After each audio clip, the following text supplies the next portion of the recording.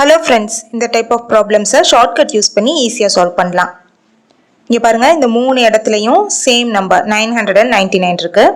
And இங்க இருக்க நாலு நம்பர்ஸுமே 3 digit numbers. அதாவது இந்த நாலு நம்பர்ஸோட நம்பர் ஆஃப் டிஜிட்ஸ் வந்து சேம். இந்த மாதிரி இருந்துச்சுன்னா ரொம்ப ஈஸியான ஷார்ட்கட். இங்க பாருங்க சேமா இருக்க நம்பர்ல இருந்து 1 சப்ட்ராக்ட் பண்ணணும். அண்ட் இங்க டிஃப்ரெண்டா இருக்க நம்பரோட 1 ஆட் பண்ணணும். அவ்வளவுதான். 999 minus 1 is 998. 996 plus 1 is 997. இதான் வந்து ஃபைனல் ஆன்சர். நெக்ஸ்ட் இந்த ப்ராப்ளம் பாருங்க. இந்த மூணு இடத்துலையுமே சேம் நம்பர் 9999 இருக்கு. பார்த்த ப்ராப்ளம் மாதிரியே. ஆனா இந்த நாலு நம்பர்ஸ் இங்க இருக்க நாலு நம்பர்ஸுமே 4 digit நம்பர்ஸ் கிடையாது.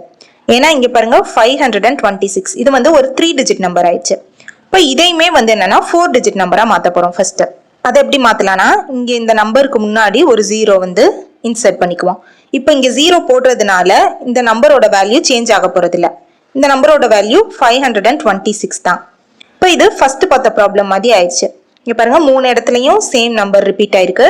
அண்ட் நாலு நம்பர்ஸுமே 4 digit numbers. அதாவது நாலு நம்பர்ஸோட நம்பர் ஆஃப் டிஜிட்ஸ் வந்து சேமா இருக்கு. இப்போ இப்படி இருந்தா என்ன பண்ணணும்னா இந்த சேமா நம்பர்ல இருந்து 1 சப்ட்ராக்ட் பண்ணணும். அண்ட் இங்க டிஃப்ரெண்டா இருக்க நம்பரோட 1 ஆட் பண்ணணும். 9999 minus 1 is 9998. அண்ட் இந்த நம்பரோட 1 ஆட் பண்ணோம்னா 0527. ஸோ இதான் ஃபைனல் ஆன்சர்.